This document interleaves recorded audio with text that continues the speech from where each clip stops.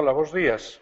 Imos dar comezo a estas xornadas, ou xornada, mellor dito, porque é dun día só, dedicada á memoria, ao recordo e ao estudo e a vocación de Xela Arias e de Luisa Villalta, que organizou a Comisión de Igualdade do Consello, cuxa presidenta, coordinadora, mellor dito, me acompaña María José Seagra, máis algúns membros da comisión.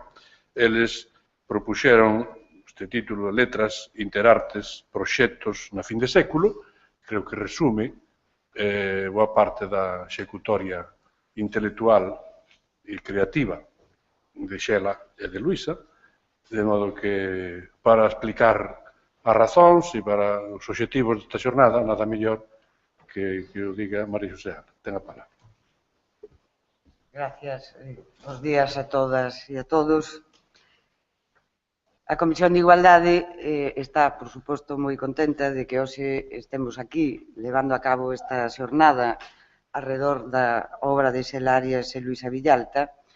E na Comisión de Igualdade, como ben dixo o presidente, que tivo orixe esta xornada hai perto dun ano e acordou que xa era tempo de lle dar unha volta reflexiva ás contribucións destas dúas autoras á cultura galega, sobre todo como exercizo de resistencia á amnesia e de recoñecimento. Pois como se recolle no breve texto de presentación que teñen aí todos, a máis de estarmos ante unhas vidas singulares, foron tamén representativas da progresión que dende mediados dos anos 80 supuxo a presenza das mulleres como axentes, referentes e xestoras culturais do país. Neste sentido, vai ser unha boa ocasión esta, non só para que, transcurrida xa unha década da súa prematura morte, sexa xulgada críticamente a obra de ambas as dúas escritoras, senón tamén para esa necesaria ollada retrospectiva aos anos 80 e 90. A esa etapa do noso recente pasado, no que, segundo Carmen Blanco, vai ficar consolidada definitivamente a participación das mulleres na nova xeneración poética. Contamos tamén aquí con algunhas destas mulleres representantes desta xeración poética. Esta nova xeración caracterizaríase, segundo Blanco, por achegar unha linguaxe rupturista, unha linguaxe nova, reflexo dunha nova mentalidade sobre a muller. Unha boa ocasión para o fío destas senlleiras contribucións mergullármonos nesa etapa da nosa historia na que, segundo Elena González, tamén aquí presente como relatora, fai das escritoras galegas dos 80 un exército de zapadoras dispostas a construir un cuarto propio común e axeitado o contorno galego. E tampouco, di González, hai que esquecer esa lesión de corpóreas, navegadoras, insumisas e inadaptadas que abrallaron nos 90 e modificaron tan profundamente os materiais literarios. No ano 2003, Belén Fortes coordinou un texto titulado Escrita en mulleres, 12 ensaios arredor de Virginia Woolf. Luisa Villalta é unha das autoras. No seu texto, titulado Por que os homes non nos leen, referido a Virginia Woolf, a difícil homologación da literatura escrita por mulleres vai debullando os problemas e afirma: máis unha vez, a muller escritora está exposta a responder como muller, ademais de ter que responder por aquilo que escreve. E insta Villalta ás mulleres para que non se conformen consigo mesmas, para que amplíen o seu rexistro persoal, involucrándose en terreos franqueados, pero que seguen a ser inhabituais. Segue a ser difícil a homologación? Quizáis esta é unha das preguntas que rondará nesta xornada.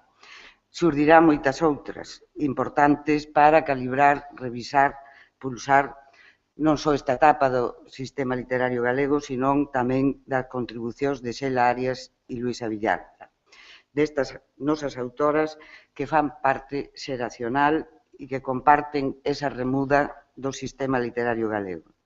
Nesta xornada, así o entendeu a Comisión de Igualdade, han agromar boas lecturas da súa obra, reflexións necesarias, mas tamén non quero deixar de salientalo o acerto dos coordenadores Ana Romaní e Arturo Casas ao introducir nela o espazo Interartes, axeito dun laboratorio de prácticas, facendo unha aposta por traer o día de hoxe, por continuar e explorar aqueles camiños abertos por as nosas autoras. Rematarei, porque a xornada está moi apretada e vai a ser tremendamente intensa, con María Zambrano. Ata onde eu chego, Xela Arias e Luisa Villalta, nas súas vidas singularísimas,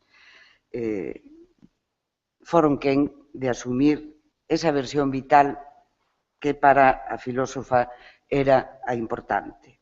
Di María Zambrano, ese tempo vital que é o saírse da procesión, o derramar o tempo en que aínda se está durante o ciclo da vida, o saírse para derramarse e atoparse na vida sin máis, na vida toda. O gozo da vida e o seu canto. Corpo, vida, tempo, son temas zambranianos, pero son tamén temas que atravesan a obra poética e a escrita de Xela Arias e de Luisa Villalta. Sin máis, o agradecemento da Comisión de Igualdade aos coordinadores desta xornada que tiveron un traballo intenso e non sempre moi doado, e agradecer, por suposto, a todos os relatores e relatoras e a todo o persoal do Consello que fai sempre posible que pode chegar esta idea inicial que sae da Comisión poda chegar a tomar forma. Agardamos, por tanto, e falo no nome da Comisión, que sexa unha xornada frutífera e que contribúa a aclarar, a debater sobre un momento importante da nosa cultura recente e sobre dúas mulleres extraordinarias. Sin máis, bo día e comenzaremos enseguida o debate e a posta en escena. Bueno, pois eu dou-vos a bendición e animo-vos a que traballades moito. Aproveito para decir que esta proposta forma parte de moitas outras que a Comisión de Igualdade ven facendo para traballar creo que na punta dos problemas e dos intereses e das preocupacións da sociedade, do campo literario e non só literario actual, de modo que esta xornada tamén se inscribe nesa vontade de reflexionar pero ao propio tempo de non esquecer e de reinterpretar, se é o caso, a mensaxe de Xela Arias e de Luisa Villalta, como fixeron anteriormente con outras figuras, como se fará no mes de outubro con outras xornadas tamén de persoas, neste caso, persoas vivas, de modo que este programa que tomou desde há moito tempo a Comisión de Igualdade creo que está rendendo moitos froitos, non tanto ao Consello, sino creo que á cultura galega. Neste sentido, creo que é o momento tamén de reiterar unha vez máis o meu recoñecemento personal e institucional ao seu traballo, ao seu labor.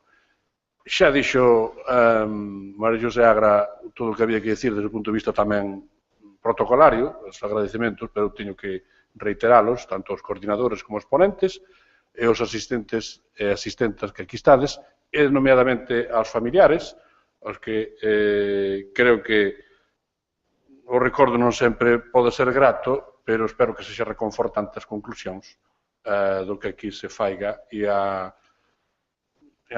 recuperación destas figuras que non vai a parar aquí, que vai a seguir, pero que sempre as cicatrices poden curar mellor cun reconfortante recordo compartido entre todos. E isto é o que aquí queremos facer, non só personalmente, sino tamén institucionalmente. De modo que estades non só ante unha xornada que ten un componente intelectual, literario, artístico, tamén ten un componente, podemos dicir, afectivo, porque todos os presentes, ou casi todos, ou coñeceron, ou trataron, ou saben, en fin, ou forman parte mesmo familiar e efectivamente do mundo destas dúas escritoras, e, por tanto, ten, non sei se zambraniamente, pero creo que tamén, un plus esta propia xornada, que a parte da razón está a paixón, o sentimento aquí presente.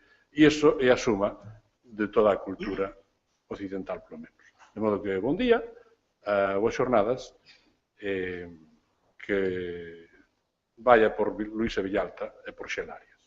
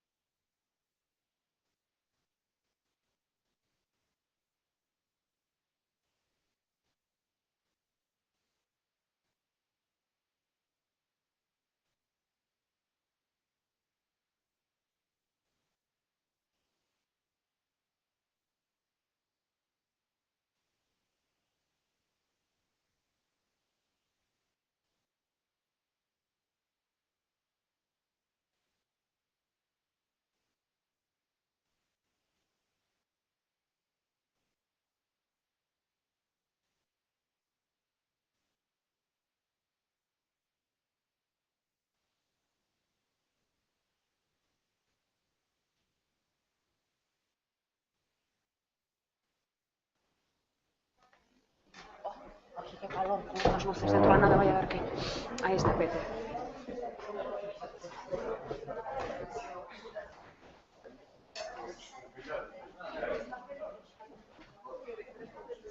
Que sentámoslo aquí. Entón...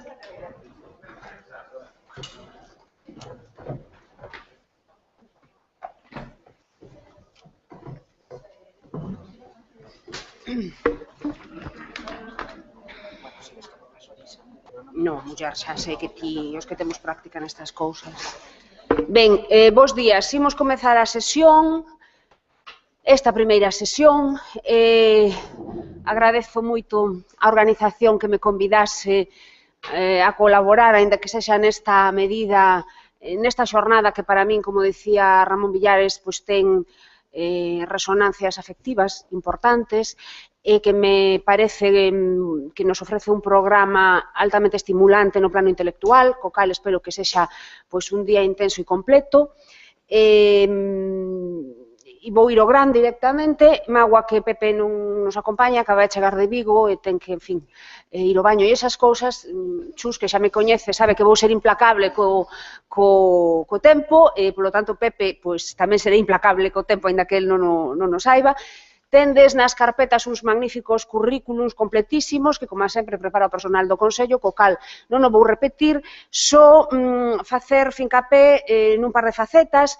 Comezaremos, digamos, nesta primeira sesión trazando un perfil pois o máis amplo posible, o máis completo posible de Xela Arias e de Luisa Villalta, e Xela Arias, un perfil intelectual, un perfil artístico, tamén un perfil no programa político, quizáis preferiría o termo ideolóxico, en todo caso xa nos entendemos, e a partir de aí iremos explorando ao longo do día outras facetas, a posición das mulleres no campo cultural galego nas décadas dos 80 e dos 90, bueno, un pouco toda a cuestión do corpo, da topografía, da, digamos, conceptualización do xénero que fixeron estas poetas, que viviron estas poetas, teremos intensas sesións interartísticas, como xa se dixo.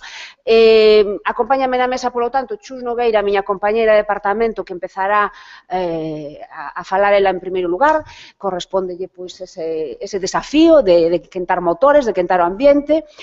Chus é profesora da USC, como sabedes casi todos os que estades aquí, ten centrado a súa atención investigadora en dous territorios tan distintos, iso é moi bo porque crea músculo intelectual, como son Cunqueiro e a poesía de autoría femenina, con especial atención ás cuestións de xénero.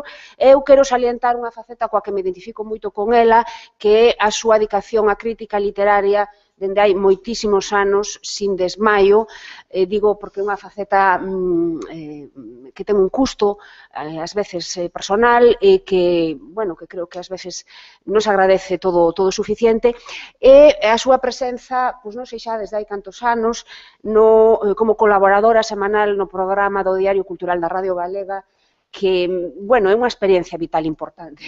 Tive antes que a ela e gardo moi bons recordos e aprendín ali con esa audiencia invisible que tes do outro lado, pois, moitas cousas. E despois, pois, Pepe Cácamo, que xa avisei que iba a ser implacable co tempo, por si non se quedaba claro. Pepe, claro, é poeta sobre todo, para min, e supoño que están aquí, pero a súa inquietude artística levou a explorar outros terreos, a narrativa, mesmo o teatro ou a creación dramática, chámenlle como queiran.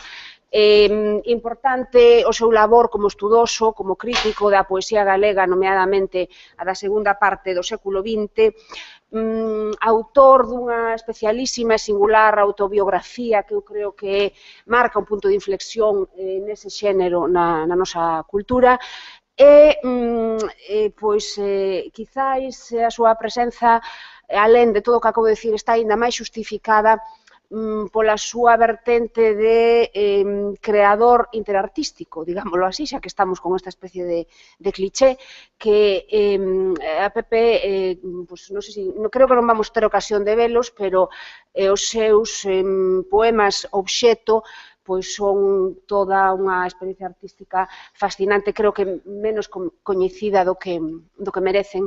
Espero que algún día teñamos ocasión de partillala de forma máis doada, máis fluida.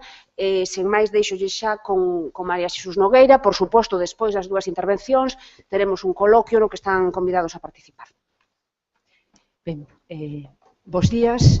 En primeiro lugar, eu sumo o meu agradecemento tanto ao Consello da Cultura Galega como a Ana Romaní e Arturo Casas, coordinadores desta xornada tan oportuna e tan necesaria.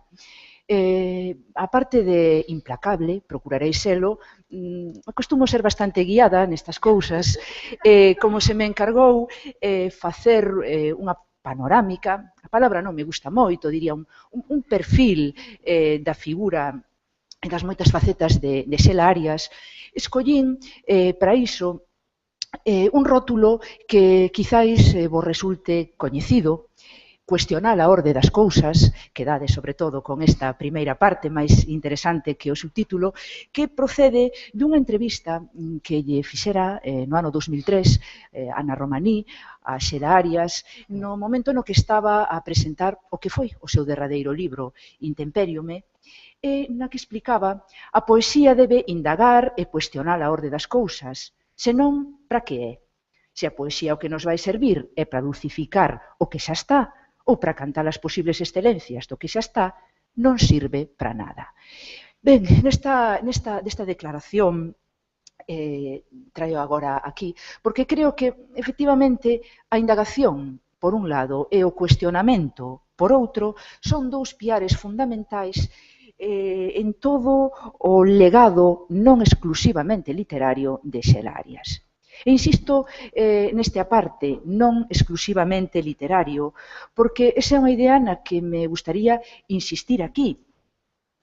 Xela Arias desenvolveu un intensísimo e diverso traballo cultural nun sentido amplo da palabra, que a tracexan como unha muller do seu tempo, enténdaseme, unha muller que estivo movida, que estivo mobilizada, que estivo preocupada polos debates do seu tempo, polas tensións, que participou das claves, dos códigos, das linguaxes do seu tempo e que tomou partido en moitas ocasións por unhas posturas ou por outras. Ben, iso, a pesar de que Xela Arias amosase moitas veces ou lamentase unha certa soidade xeracional, pero ese é outro cantar do que despois podemos falar un pouco máis. Ben, gustaríame, antes de comezar a ler, a propósito desa muller partícipe das claves do seu tempo, un pequeno fragmento, unhas declaracións súas autopoéticas do ano 1988, que creo que resumen de maneira enxeñosa esta cuestión. Porque me interesa o tempo no que vivo, de Johannesburgo a Sarria, pasando por un portal da miña rúa, onde os adolescentes se reúnen nun mar de xiringuillas e adoquíns. Ben, permítaseme que encadre algunha das caras, das moitas facetas de Xela Arias, pois nunhas liñas moi delgadas de tipo biográfico que tal vez nos axuden a situalas mellor e a comprendelas mellor. Ben, Xela Arias naceu, como é sabido, no ano 1962 e residiu en Vigo desde o ano 1969. As súas actividades culturais hai que entendelas, polo tanto, hai que vinculalas ás dinámicas que se estaban vivir nesta cidade, en Vigo, nun momento de efervescencia que foi descrito, parcialmente descrito, tal vez, en algún caso, deformadamente descrito, pero hai que contextualizalas aí. De igual maneira que hai que contextualizalas nun marco máis amplo no proceso de restauración cultural que estaba vivindo Galicia no período democrático. Cando Xela Arias cursaba o antigo COU para as máis novas e os máis novos, segundo de BAC, decidiu abandonar os seus estudos e iniciar unha formación autodidacta que ela sempre exhibiu con orgullo, como demostra este comentario que fixo no ano 1988. Hai 10 anos elixín a rúa antes que as aulas e o que hoxe son é un produto diso. Curiosamente, este comentario facíao en Madrid, na Universidade Complutense, no marco dunha xornada que fora convidada, na que opinaba sobre moitas cousas a respecto da cultura galega. Unha delas era o debate normativo tan vixente naqueles anos, a súa postura respecto de acatar ou non a normativa oficial, e aí aclaraba algo que hoxe nos resulta gracioso e que a historia se encargou de corrixir. Eu opino que, pero eu non son filóloga, opino isto. En 1980 vinculouse á empresa Edicións Xerais de Galicia, nun momento que se estaba poñendo as primeiras pedras do que foi o tecido editorial galego. E ali desenvolveu durante máis dunha década un traballo de corrección, de traballo administrativo, de coordinación de coleccións. Aquí tamén me gustaría resaltar unha cuestión que creo que diferencia a Xela Arias de outras figuras femininas, sobre todo un pouquiño anteriores a ela. Xela non desenvolveu un traballo en calidade de voluntariado, de colaboración para unha editorial, senón que mantivo un vínculo profesional, formou parte dun cadro de persoal, mantivo un vínculo profesional co mundo do libro. E creo que isto é un trazo, tamén é verdade que moi do seu tempo, dun tempo que comezaba a perfilarse, pero que a diferencia. E tamén, a comezos dos anos da década dos 80, do pasado século, sempre esquezo engadir esta apostila, non, do pasado século, supoño que o esquecerei máis veces, comeza a publicar textos poéticos e comeza a publicalos pois, naqueles soportes que existían, que había e que foron fundamentais para a difusión do xénero nos anos 80, que foron as revistas, que foron os fanzines, que foron pois, moitas veces case as follas boandeiras, editadas como se podía, e así publicou en Catarsis, publicou en Dorna, en Tintimán, en Neboeira, máis adiante na Festa da Palabra Silenciada, e tamén en Faro de Vigo, en Diario de Noticias do Porto, ou na Nosa Terra, no semanario A Nosa Terra. E comezou, ademais, nesta época, a se deixar oír en foros poéticos. O máis emblemático deles, o Festival da Poesía no Condado, que xela foi colaboradora asidua, pero tamén recitais varios, convocados por motivos ben diversos. Moitos deles, e tamén quero insistir nisto, estábase poñendo a palabra poética ao servizo dunha determinada causa ou dunha determinada reivindicación.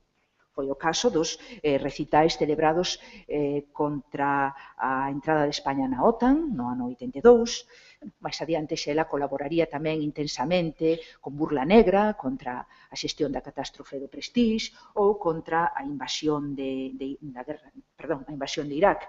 Eu quero insistir nesta dimensión pública comprometida da súa voz, que demostra unha vez máis como tomou partido nos debates do seu tempo, como se implicou na normalización cultural do país. Xela participou en programas organizados pola Xunta de Galicia que poñían en contacto escritores con alumnado, mostrou algunhas actitudes, e isto tamén me gustaría resaltalo, que eu creo que achegan as escritoras que a seguiron. Dous fragmentos que vou reproducir aquí, pois eu creo que nos recordan frases ou actitudes que foron bandeira logo nos anos 90. Mirade, hai que rebelarse contra a concepción do libro como un cadáver morto no anaquel. Xa cando facía recitais, loitaba contra iso. Curiosamente, Xela Arias fixo moitos máis recitais despois de 1990, pero isto recórdanos esa idea de sacar a poesía, sacar os poetas da Torre de Marfil e leválos aos lugares onde está a xente, que tanto se repetiron na década dos 90, do pasado século. Ou esta outra declaración, cando estaba a presentar as exposicións de fotografía de Xulio Gil e de texto que deron lugar ao seu libro Tigres coma cabalos. A idea de colgar poemas nunha parede é suxerente e positiva. Hai que deixar que a poesía saia á rúa, quitala do sillón do lector. Ben, nos anos 80, tamén do pasado século, iniciou outra actividade que habería de manter de maneira constante ao longo da súa vida, que foi a traducción.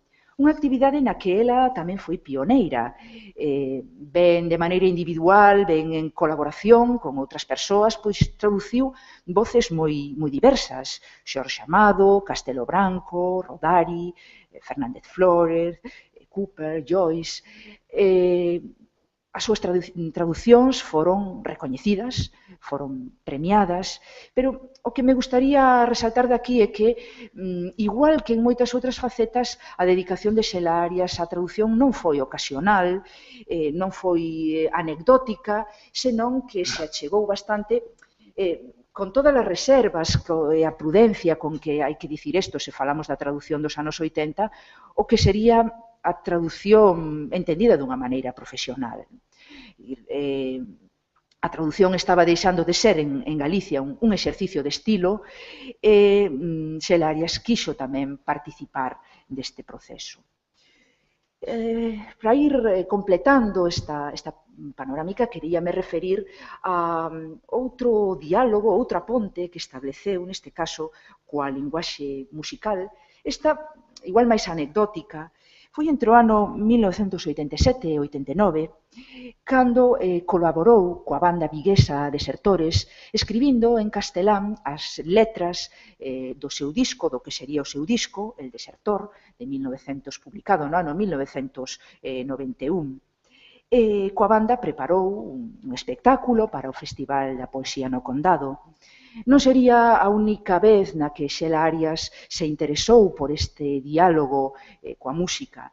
De feito, cando estaba a preparar as presentacións de Intempériome, estaba a preparar tamén un espectáculo poético musical, Vencerse, cousa de se tratar, con Fernando Abreu. Ocorreu que, infelizmente, a morte adiantouse.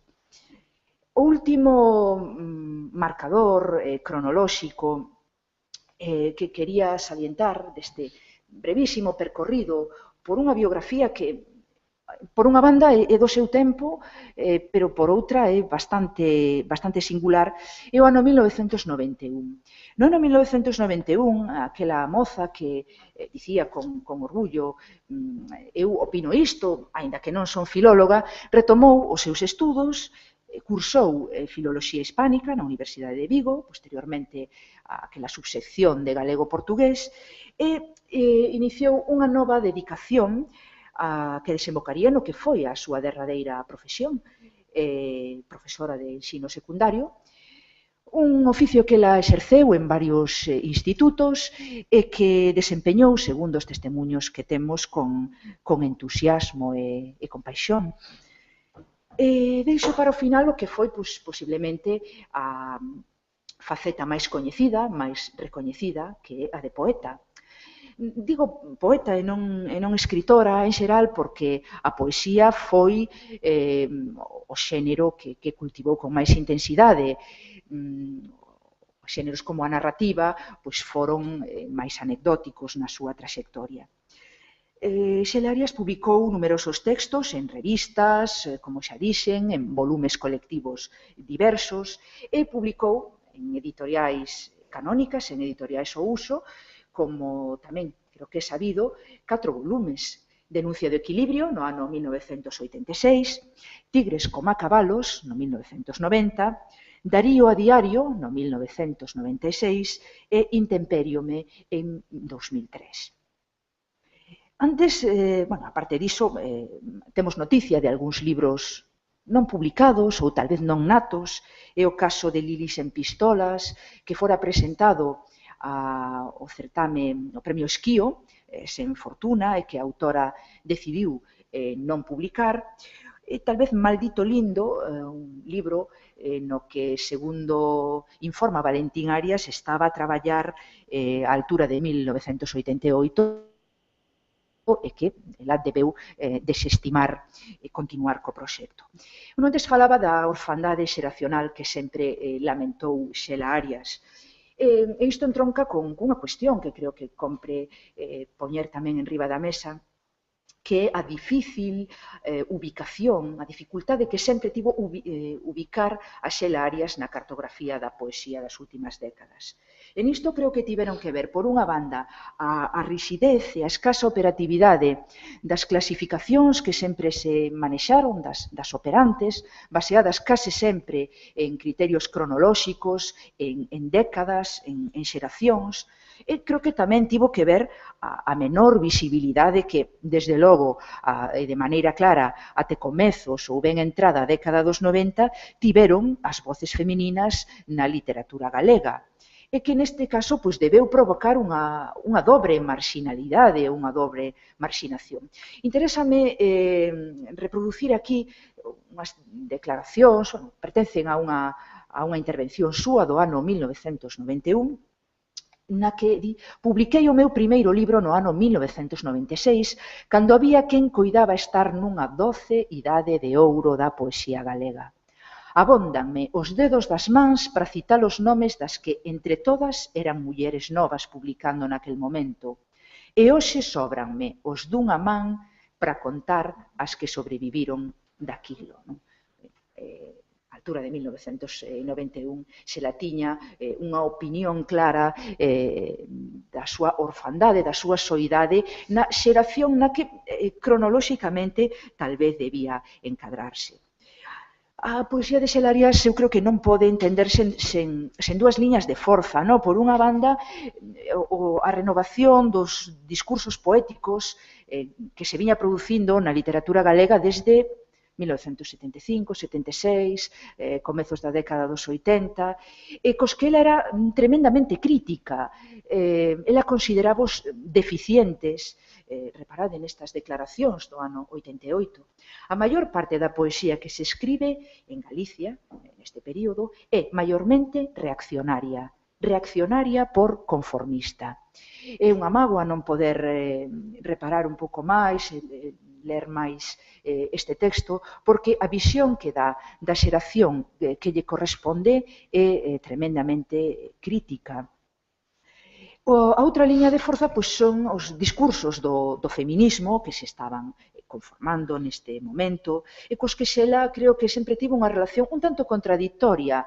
Ela moitas veces manifestou o seu desacordo coa idea da existencia dunha literatura feminina diferenciada. Ela mostrou a súa desafección por calquera tipo de etiquetas. Tal vez este texto permita clarexar un pouco a cuestión. Permítome a falacia de escribir sendo muller e practicando a idea de que isto non conleva diferencia ningunha coa posibilidade de que eu fose un home. A falacia. O meu compromiso está en escribir desde min e eu son muller, miope e galega. É un texto do ano, como ven, 91. En calquera caso, e para ir centrando un pouquiño a cuestión, encamiñando a miña intervención cara ao final, as claves da súa poesía creo que hai que buscalas por unha banda nesa constante indagación, nese constante cuestionamento aos que antes me referín. Hai que buscalas tamén nunha desintegración, nunha fragmentación, nunha desestabilización moderna, posmoderna, se queren, do suxeito, nunha distorsión da linguaxe, nunha tensión progresiva que leva o poema sempre aos extremos, nunha vontade de renovación dos repertorios temáticos a luz, cando menos, de novas escenografías e actitudes urbanas e tamén dos novos discursos de xénero. O seu primeiro libro, Denuncia do equilibrio, do ano 86, foi publicado na desaparecida colección Vento Branco de Xerais. É unha fermosa edición ilustrada, deseñada polo pintor Xosé Guillermo, como podedes apreciar, a pesar da mala calidade da fotografía. Responsabilidade miña, por outra banda. O libro aparece dobrada a primeira metade da década dos 80, desa década que tivera a intertextualidade, o culturalismo, o clasicismo temático como tendencias dominantes e, desde logo, canonizadas, e Xela Arias afástase destas tendencias neste libro, enmascarando algunha delas, como é, por exemplo, o diálogo intertextual con algúns autores que ela enmascara no collage máis que no procedimento canónico da cita. En Denuncia do equilibrio presenta un suxeito fragmentado, desdoblado, inestable, en constante movimento, un movimento por veces paradoxal, contradictorio, a través dun escenario urbano, un suxeito caracterizado por unha relación cun ti de amor, odio, encontro, ausencia, agarda, e tamén por un cuestionamento de si propio. El quen somos nós escribindo, bebendo, para non suicidármonos. A linguaxe xa desde este primeiro libro ténsase, distorsionase a sintaxe, énchese de singulares usos pronominais en adiante tan característicos da súa retórica. Os meus regresos desexístense, sentíndome tan ben. neoloxismos, xogos fónicos e, sobre todo, unha particular simboloxía de cuño propio que comeza a aparecer xa neste primeiro libro, caracterizada por unha banda pola animalidade e, por outra banda, pola forza, polo movimento, ás veces mesmo pola violencia, pola furia, peixes, lubinas, caranguexos, cabalos alaranxados, anduriñas, o volcán que arela, o vento. Hai neste libro tamén unha representación do corpo innovadora, afastada de tópicos herdados e que anticipa algunhas escrituras do corpo que aparecerían logo nos anos 90.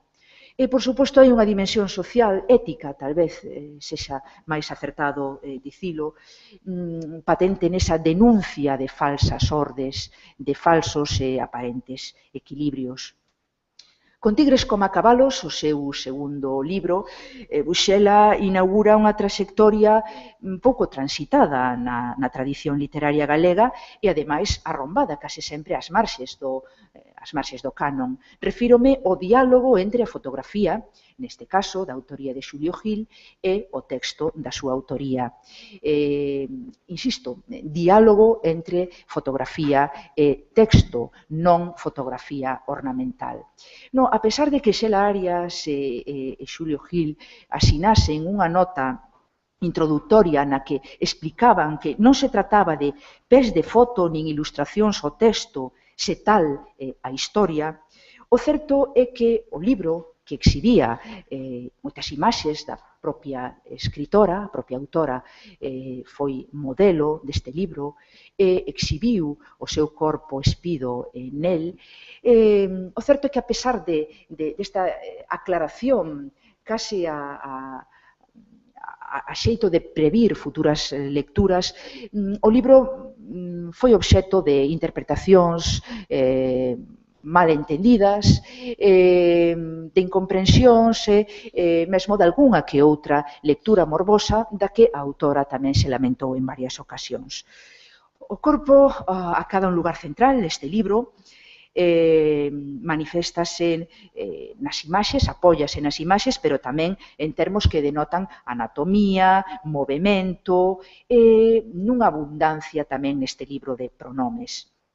É un libro de unha extrema sensualidade, tamén de algunha animalidade, en ocasións violenta, e as imaxes desempeñan igualmente unha función central. Tan só quero recordar aquela que se reflicte no título do libro, Tigres coma cabalos abrasados, coma cabelos escuadras en rebelión renxidos, imaxe poderosísima por outra banda. O libro reitera, continúa ese extrañamento do código, da linguaxe, provocada por unha sintaxe retorcida, por unha confusión de suxeitos, cun uso do xénero gramatical moitas veces desconcertante e que reflicten unha idea de incomunicación e de desencontro. É un libro, obviamente, transgresor, nun sentido amplo, o mesmo sentido amplo que utilizaba para a denuncia do equilibrio, un libro tamén social, tamén, en certa medida, ético. O seguinte libro, Darío a diario, título eufónico, título xoguetón, pois foi un libro moitas veces esquecido pola crítica. É curioso que no artigo hoxe en día quizás máis extenso sobre a poesía de Xela Arias, un artigo de Expósito do ano 2005, este libro obviase, non simplemente se menciona, pero non se estuda, como se formase parte doutra cousa diferente. Bueno, o diferente aquí é a situación comunicativa que se establece co suxeito, neste caso o seu fillo, e que condiciona todo o libro, condiciona a linguaxe, condiciona as imaxes. É un libro singular na nosa tradición literaria tamén, pero non polo tema, a maternidade, senón por como se aborda ese tema. Desde a cotidianidade, desde a desidealización, desde a confluencia dun ideal de protección, por un lado, e de independencia, de autonomía para ese novo ser por outro, coido, te amo, te manteño a esperanza de aprenderche a te posuires, di nun dos versos. E tamén é singular pola visión que se ofrece da maternidade no sentido que se afasta da bioloxía, do bioloxismo, non sangue do meu sangue, non carne da miña carne, así como a representación dun modelo de feminidade, cito, algo desmán das narracións pro ano en que nacín. Un libro fermoso pola súa imaxinería, creo que valioso polos principios éticos que sostén, así como por esa vontade que hai nel de derrubar clixés.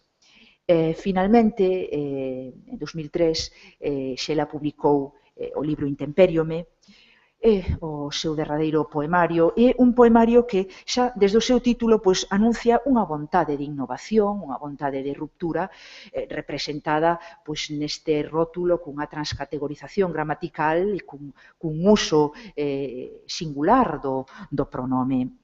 É un libro que presenta unha estrutura traballada, equilibrada, en 3 partes, cun poema longo e 2 seccións con poemas polo xeral moi breves. Sorprende neste poema longo, sorprende o seu verso inicial, íspeme o idioma e sábemos suando en sida. Pero sorprende máis aínda ese suxeito feminino, marxinal, pola enfermidade, a sida, pero tamén pola etnia, tan negra por elección, negra, asombrada, fanática, africana. Ese suxeito na marxe que contrasta coas pacíficas batallas, cos fogares cheos de compromisos tan antigos, de novo o equilibrio e de novo a aparente orde detrás da que está a desorde. O libro presenta unha sintaxe velada, o adxetivo non é meu, procede dun verso de Xela. Unha linguaxe especialmente fragmentada, especialmente rota, especialmente inundada de pronomes. Os textos son intempestivos, por veces violentos, nalgúnha ocasión furiosos mesmo. É un texto que procura tamén o equilibrio dos extremos, sabendo, cito, que sempre hai un gañador anque perda. E un libro que mostra o ridículo duns, volvo citar, tempos asépticamente tan alineados. Creo que Intempériome é o libro máis radical da autora, máis extremo, eu creo que máis vixente, máis contemporáneo, xunto con algúns outros textos igualmente vivos, como poden ser Dignidade, Nevermore, Cadáver de mar, textos que a autora escribiu ou leu á altura de 2002, 2003. Intempériome pecha unha traxectoria intensa, unha traxectoria extrema, no ético e no estético, é unha traxectoria, creo que, meditadamente senlleira. Moitas grazas.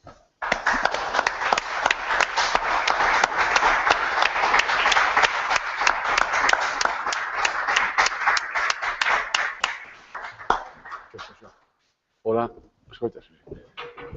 Bos días. Moitas grazas ao Consello da Cultura por convidarme a este encontro alrededor da memoria, dos traballos e dos días de dúas poetas galegas a quen quixen moito a ambas e, ademais, que considero son 2 cimos da poesía do seu tempo e, tal vez, de todos os tempos. Bueno, eu non adoito aproveitar o micrófono para facer autopropaganda da miña obra, pero como Loli dixo, falou dos meus obxectos que a moneda chama cacharros, e eu me enorgullezo dese título, os meus cacharros, pois decía que non temos ou non tivemos oportunidade de velos. Menos da que nos gustaría, pois aproveito a ocasión para anunciar que o día 16 de maio se inaugura unha exposición en Santiago na Bus Station Space, que é unha galería que, como se non me indica, Bus Station está a carón da estación de autobuses. É unha galería nova, moi bonita, moi luminosa, e tal. E esta é unha exposición de dous autores en colaboración, Baldo Ramos e eu, e ademais realmente interartística, porque presentamos 20 obxectos cada un e ao mesmo tempo 20 poemas que parte dos cales se colocarán tamén proxectados nas paredes, poemas discursivos, poemas textuais, é dicir, e logo de aí sairá un libro que está feito, que tardará un pouquiño máis en ser publicado, de diálogo dobre, é dicir, poemas e pezas en diálogo, diríamos, recíproco, non? Un poema meu fala dunha peza del e un poema del fala dunha peza miña. Remato aquí a propaganda, como digo, que non adoito facer, pero me parecía que a ocasión era oportuna. O 16 de maio a inauguración. Ben, eu ata agora era bastante obediente cando me encargaban unha participación, unha mesa ronda ou unha conferencia. Tal vez pola certa idade que eu teño, pois en esta ocasión me relaxei algo. Creo que non só foi por razóns de idade, nin de consecuencia do xúbilo en que vivo desde que me xubilei, senón tamén porque a figura de Luisa Villalta pedíame outra cousa, pedíame falar dela, fundamentalmente. É dicir, Luisa foi na miña vida e na vida de moitos e moitas de nós que a coñecimos tan importante, humanamente tan importante, a súa morte deixounos tan orfos e aínda hoxe nos deixa tan asombrados, que non somos quen de entender como é posible que non estea entre nós, que fun incapaz de evitar, diríamos, a aproximación á súa imaxe viva, a súa figura. Por tanto, o que vou facer vai ser, en primeiro lugar, un retrato subxectivo, evidentemente, de Luisa, e, en segundo lugar, unha aproximación ao seu libro, que considero, en fin, o cimo de toda a súa obra poética, que, en concreto, o libro póstumo de Luisa Villalta, publicado 4 meses despois do seu falecemento. Ben, eu coñecín a Luisa no ano 88. Luisa tiña daquela 31 anos. E coñecína nun encontro literario musical na biblioteca, no salón biblioteca da casa de Pancho Pillado, en Noli Vega, en Oleiros, onde, con frecuencia, Pillado convocaba poetas, artistas e músicos a tertulias e encontros, en fin, en este caso claramente interartísticos. Bueno, e ali, un día, unha tarde de primavera do ano 88, descubrín a Luisa Villalta e a Paulino Pereiro, o seu compañeiro daquela, Paulino ao piano e Luisa ao violín. A imaxe foi, desde logo, impactante. Impactante tamén pola beleza de Luisa, pola beleza que era, en fin, emanación clara da súa intelixencia, pola súa elegancia, e pouco a pouco fun coñecendo, evidentemente, outros valores de Luisa que xiraban alrededor deste núcleo central de elegancia interior e exterior. Viñache de moi adentro, da fontela senlleira do teu centro humano, da elegante cerna simbólica do teu nome, a beleza. A beleza do teu sorriso de ollos verdes, tan claramente interiores, da mina de esmeralda. Este é un fragmento de un texto entre varios que escribín a raíz do falecemento de Luisa, que van ir en esta primeira parte da miña intervención trufando, diríamos, o meu discurso. Os ollos de Luisa eran verdadeiramente sorprendentes polo seu profundo verdor. E, ademais, os ollos sorrían, como sorría tamén a súa boca, cun sorriso que eu sempre considerei enigmático. Luisa era verdadeiramente enigmática. Quen a coñeceu pode refrendar esta idea. Todos temos algo de enigmáticos, verdad? Pero ela, é dicir, había un enigma que ela cultivaba e que ela, en fin, utilizaba, eu creo que conscientemente. Era enigmática, provocativa, irreverente e, ademais, garimosa, que é o mellor de todo isto, claro. E eu creo que no fondo desa posición enigmática e provocativa había un fondo, un pouso de timidez. O aceno pícaro do sorriso, certa mirada de esguello que non consigo nin quero esquecer, claro, cando evoco a imaxe física de Luisa, cando lembro a Luisa, estou lembrando unha mirada de esguello que tiña, que traía, esa carga de ironía e de irreverencia e de provocación. E un riso de Luisa, un riso monosilábico, un estralo sarcástico, que moitas veces con frecuencia se resolvía en gargallada aberta, porque Luisa tiña un sentido do humor moi contagioso. Era algareira, locuaz e polemista, moi polemista. Nas xuntanzas da equipa directiva da Asociación de Escritores en Lingua Galega ou nas do Foro da Cultura Galega, xogaba a sentirse desatendida ou preterida como única voz de muller. Sei que había, lóxicamente, un fondo ideolóxico en esta reivindicación, pero ela sabía que, en concreto, en estas xuntanzas, non era preterida nin desatendida, entre outras cosas, porque boa era Luisa para quedar desatendida. Impúñase con enerxía si en algún momento notaba esa desatención. En definitiva, era un truco de Luisa, digo eu, que ela mesma ría, usado para non perder comba, para evitar a cesión do extremo seu da corda. Pero sabía afrouxar esa corda e coñecía moi ben as normas da arte da conversa, o necesario equilibrio da interlocución. Desde o día que coñecín a Luisa en Oleiros, aquel día do ano 88, a nosa amizade foi frecuente, constante, firme e intensa. Lembrando agora aqueles anos, sorpréndome de que fosen tan poucos, porque realmente eu pude tratar a Luisa 15, 16 anos, tal vez, e para persoas de certa idade, 16 anos, 20 anos non é nada. Bueno, coñecímonos en esa ocasión, pero logo, claro, tivemos moitísimas oportunidades de encontro, desde a poesía, actividades políticas, ambos estivemos militando unha palabra excesiva, estivemos afiliados ao Bloque, ao BNG, despois tamén estivemos naquela movida que se chamou Esquerda Nacionalista, non digo movida sin ánimo de ofensa ninguna, é dicir, en Esquerda Nacionalista, estivemos na política daquela maneira, é dicir, nunca como militantes activos nin demasiado comprometidos, por lo menos comprometidos no traballo diario que implica formar parte dun partido político, no activismo cultural, na Asociación de Escritores en Lingua Galega, por exemplo, na directiva da asociación arredor de Uxío Novoneira, con outras persoas, das que non cito todas, como Miguel Anxo Fernambello, secretario da asociación durante moitos anos, Carlos López Bernárdez, Paco Souto, Pilar Vázquez Cuesta. Tamén convivimos durante 2 anos no Foro da Cultura Galega, anos 2000-2001, con Ángel Huete, Manolo Rúa, Isaac Pérez Vicente, Luis Álvarez Pousa, Xan Bouzada. O Foro da Cultura Galega foi un acontecemento cultural, eu creo que moi importante, que pasou bastante desapercibido, que pretendía a reflexión desde a perspectiva dos axentes culturais arredor da situación da cultura, das eivas, das envites, das apostas que a cultura exixía e exixe.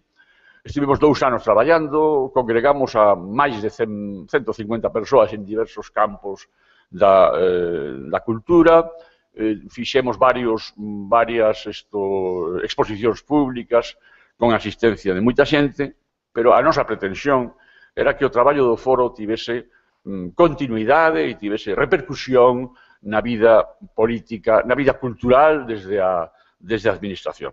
Non nos fixeron caso, posiblemente mellor que non nos teñan feito caso para ver como as cousas están hoxe. Tamén nos víamos, Luisa e eu e moita outra xente, na Carballera de San Lourenzo, na celebración do Día da Patria, o 25 de xullo, e agardábamos por ela, evidentemente, con moitas ganas, pero agardábamos tamén polo gazpacho que nos traía para o xantar, un gazpacho inolvidável que facía ela mesma e que era verdadeiramente unha xoia culinaria. Tamén traía, pero xa feita, unha magnífica empanada de perillo. E a última ocasión en que estiven con Luisa en encontro así, diríamos, colectivo ou masivo, foi na manifestación das maletas, na Coruña, aquela manifestación provocada polo prestixe, pola inoperancia e a política do Partido Popular de Nunca Máis, a partir, digamos, das actividades organizadas por Nunca Máis, con que, por certo, tamén coincidín con Xela en Vigo, na Constitución e despois en algunhas actividades concretas de A Burla Negra, que era a plataforma cultural de Nunca Máis. Pero o meu derradeiro encontro xa máis individual, máis persoal, foi uns días antes do seu falecemento na inauguración dunha exposición de Aurichu Pereira en Sargadelos de Santiago de Compostela. Falei con Luisa do seu novo libro, o premiado por Espiral Maior, no xurado Miguel Anxo Fernambello, Xavier Baixeras e máis eu, sen discusión. Ela tiña dúas razóns de alegría: a satisfacción dos poemas logrados, o cimo da súa escrita, e o recoñecemento que representaba o premio, unha lectura valorativa que sitúa en concreto entre a mellor poesía de hoxe. Nos ollos transparentaba esa felicidade e o sorriso abandonaba o aceno pícaro, o esguello irónico. A beleza intelixente de Luisa Villalta, os seus ollos desa tarde leda, derradeira imaxe, recurrente foto fixa na memoria dolorida. O humor, decía antes, era unha das claves fundamentais da nosa relación de amizade e da súa personalidade, non? Luisa e eu, con moita frecuencia, nos xogábamos ao humor verbal, ao humor lingüístico, ao xogo de palabras, non? E tamén, como decía tamén antes, a controversia. Controversia que se resolvía, afortunadamente, sempre, ou case sempre, en xogos tamén de humor. Lembro, cando Luisa falando da súa difícil ubicación xeracional, cousa que lle pasaba tamén a Xela, a súa soidade xeracional, eu decía que Luisa era unha poeta dos 80, aínda que o seu primeiro libro fose publicado no 91. Hai unha serie de claves de estilo. Bueno, esa xeración dos 80 que Xela Arias creo que injustamente calificaba de reaccionaria.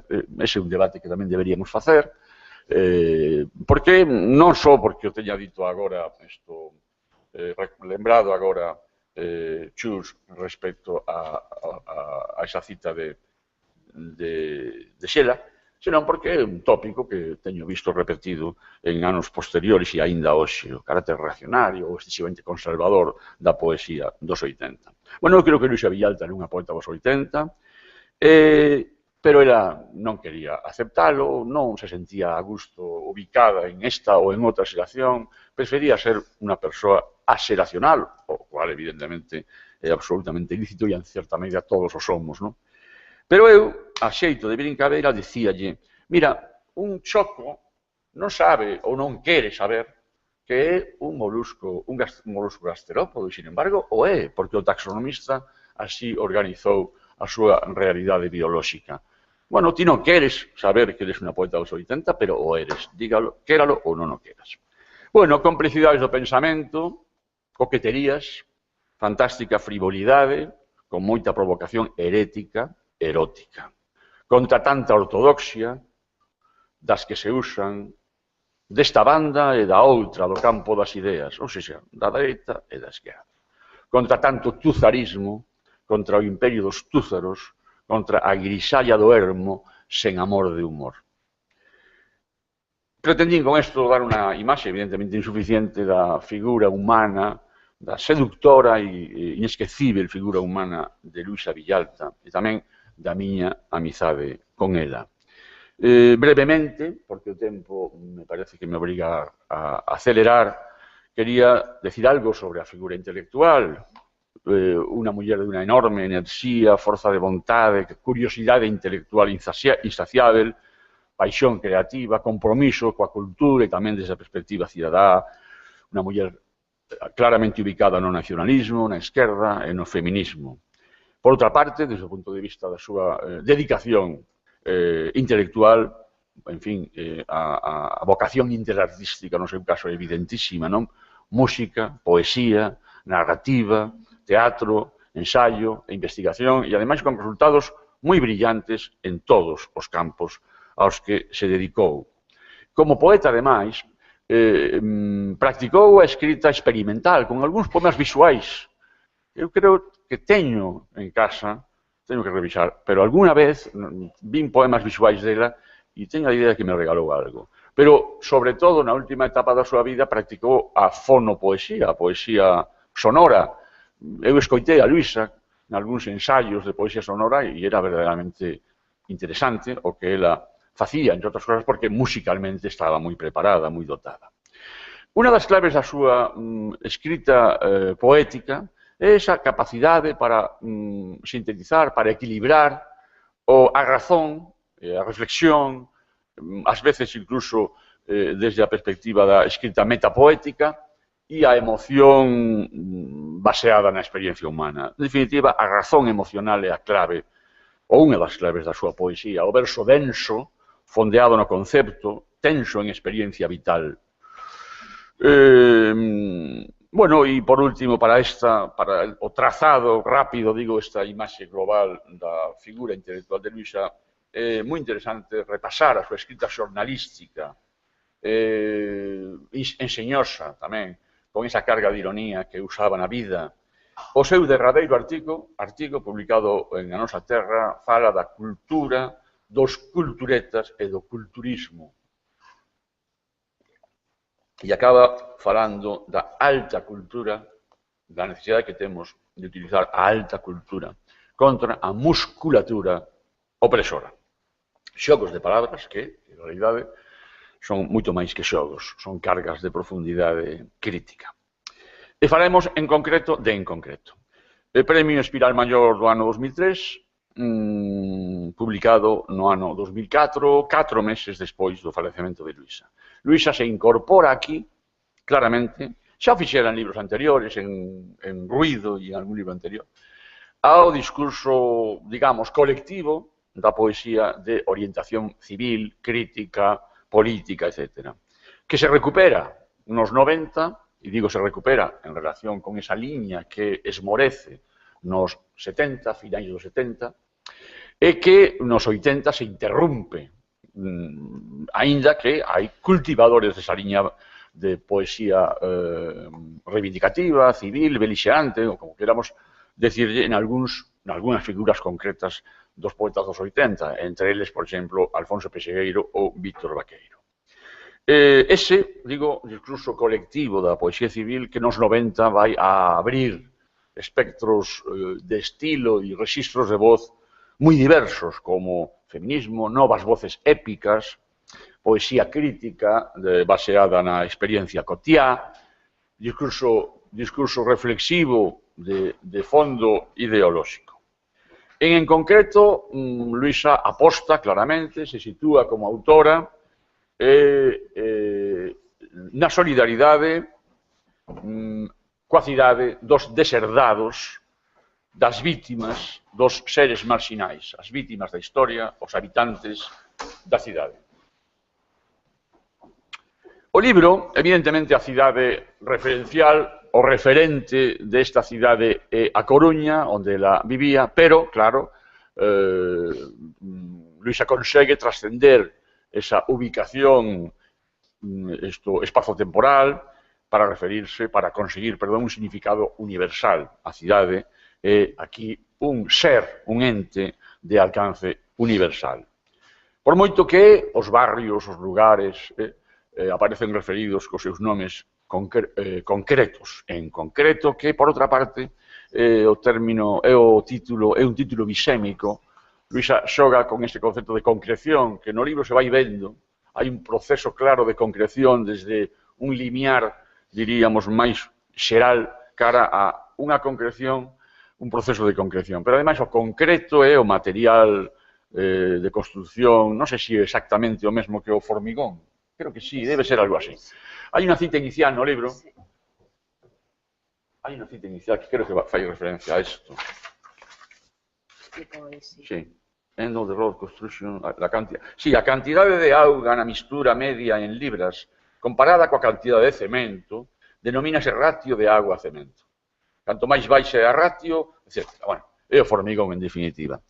Bien, digo que este proceso de concreción que constitúe unha das liñas estruturais do libro vai nos levando cara á propia autora, cara ao propio eu, cara á singularidade existencial da propia autora. O meu nome, di a poeta, o meu nome é o da cidade alta. De aí ven o título desta intervención miña, que tamén pretende ser polixémica, Alta cidade de Luisa. Luisa, no libro, procura, consegue, desde logo, aproximarse ás claves existenciais da cidade. A cidade é femia parideira, a cidade ten figura e significado claramente antropomórfico.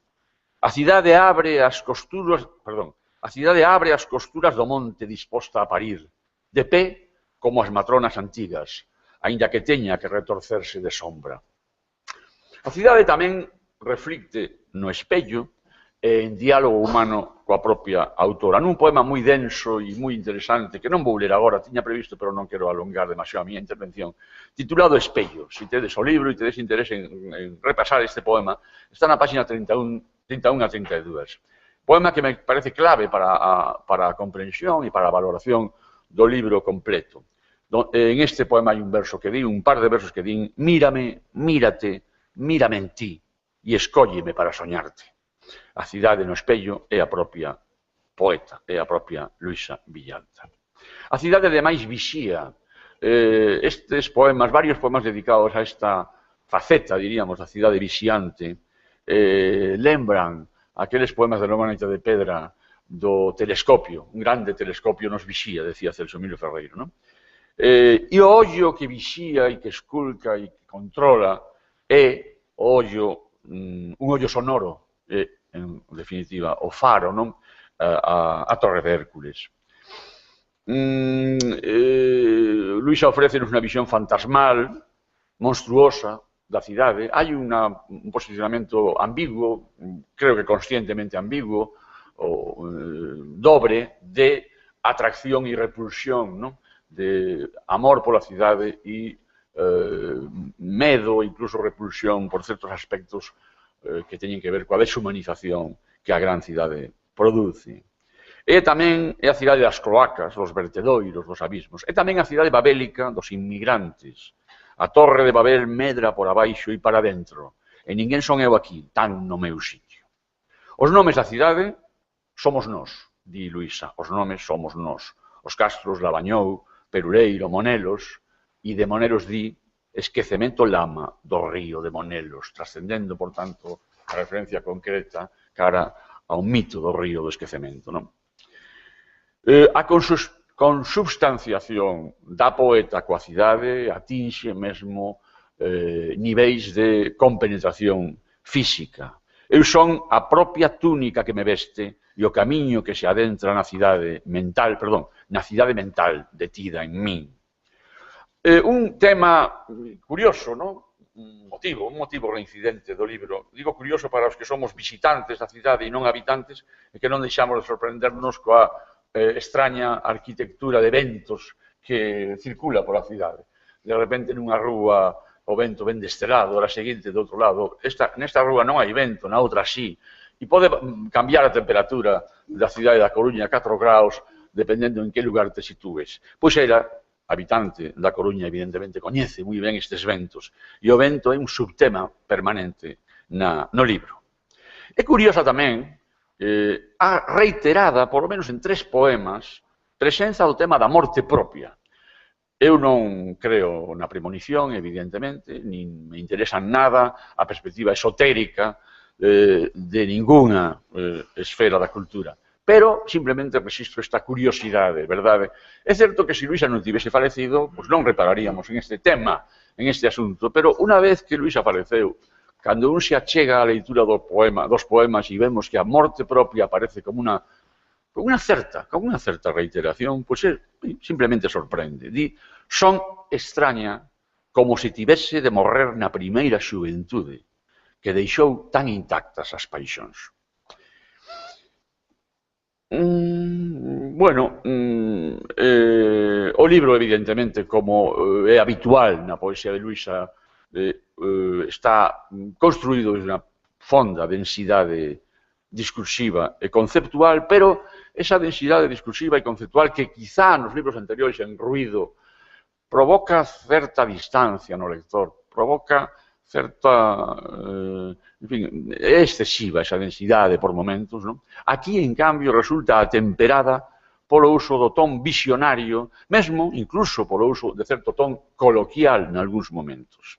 Xoga Luisa aquí, equilibra Luisa aquí o concepto coa visión, o posible exceso de reflexividade, desvíos, diríamos, da lingua poética abeirados, eu chamolle desvíos, hai que hai quen é entusiasta destes desvíos, cara a reflexividade casi ensaística, verdade, pois abeiranse con frecuencia a dicción explicativa. E é algo que, bueno, tal vez pola miña persoal formación poética, algo que non me gusta, verdade? É dicir, que o poema acabe atinxindo, acabe achegándose á lingua do ensaio ou que se manifeste por vía de linguaxe de sintaxe explicativa. Pero, digo, Luisa evita isto mediante o uso desta perspectiva visionaria, irracionalista e coa óptica da visión expresionista. Tamén, evidentemente, coa brincadeira do xogo verbal e das aliteracións, como aquí, déixame un beixo de brisa sobre a chaga abrasada. Dobre sentido, referencias culturais, Luisa, evidentemente, é unha poeta culturalista, Luisa, evidentemente, unha poeta culta, onde Lugrís sementaba a súa dignidade atroz, aínda lembranza mural, e aínda así vagamunda polos bares da tarde. Ironía, o vento cheira a cadáver, a vítima diaria da armonía universal. Gústame tamén moito este libro, os momentos que son bastantes de poesía oratoria, verdad? De discurso de longo alento, de discurso aberto e casi sinfónico, discurso dilatado. Toda a miña xerazón, habano de cristal, cansada como a min no cansazo do pai cego, no cansazo do avó en silencio e da nai rota de recoser as coplas aprendidas na saia da avoa. O libro pechase co poema da Cidade Alta, que é, en fin, unha especie de síntese ou de recolleita dos temas dispersos ao longo do volume. É unha declaración final tamén de identidade. Luisa Cidade, a historia familiar, un resumo autobiográfico, nacín en frente de min mesma. O espazo-tempo da cidade é o corpo biografía de Luisa. En este poema está tamén o pasado colectivo, a violencia, a emigración, o vento, o mozo vento grande que trae cartas de América. O vento das rúas de Coruña non é só este fenómeno atmosférico que nos desacouga ou nos sorprende, e tamén, en fin, ten tamén ese valor simbólico, o vento mozo, o mozo vento grande que trae cartas de América. Colectivos laborais de diversa entidade, construtores, campesiños, lavandeiras. O libro de Luisa, en concreto, é un libro de clara vocación épica, non? A marginalidade, o mundo da prostitución, os ámbitos degradados. E, finalmente, remata cuns versos esperanzados, de esperanza política. Coñecín ventos suaves que nunca máis se daban detido. Outra vez sempre o vento dos ventos rodeando este ponto no mundo. Cabeza, garda, chave, forza e antemural do reino renacido. Estou en tempo ainda? 2 minutos para lervos, para rematar. Rematovos coa leitura dun poema meu referido a Luisa. No mes de agosto, 3 de agosto de 2013, soñei con Luisa. Últimamente os poemas, os soños que me avalan ao despertar con intensidade, convirtos en poemas, que van formar parte dun libro que sairá, espero, ao longo deste ano. Entón, este é un dos poemas producidos, digo, por un curioso soño que tiven en agosto con Luisa Villalta, e coa leitura do poema concluo. Brincan as crianzas asombrosas por enriba das pedras da desfeita descomunal. Altísima ruína do mundo. Luisa empurra o coche do seu neno que acaba de nacer oculto. Que foi de ti no tempo que non che coñecemos?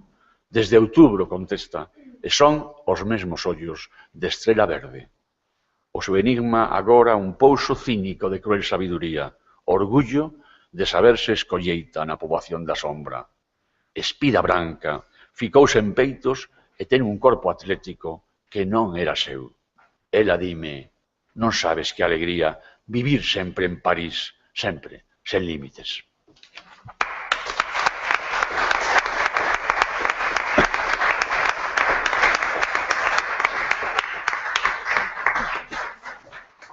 Ben, moitas grazas aos dous por esta viaxe tan completa e tan emocionante, debo decir, por lo menos para algúns de nós. Antes de abrir o coloquio, me permitirán que saúde a familia de Luisa, que acaba de chegar, como antes saudamos a de Xela, e agradecerlles a fineza de viren hoxe aquí a partillar connosco este tempo de reflexión, de análise, de debate e de emoción tamén, que ademais é un tempo que queremos que teña proxección de futuro.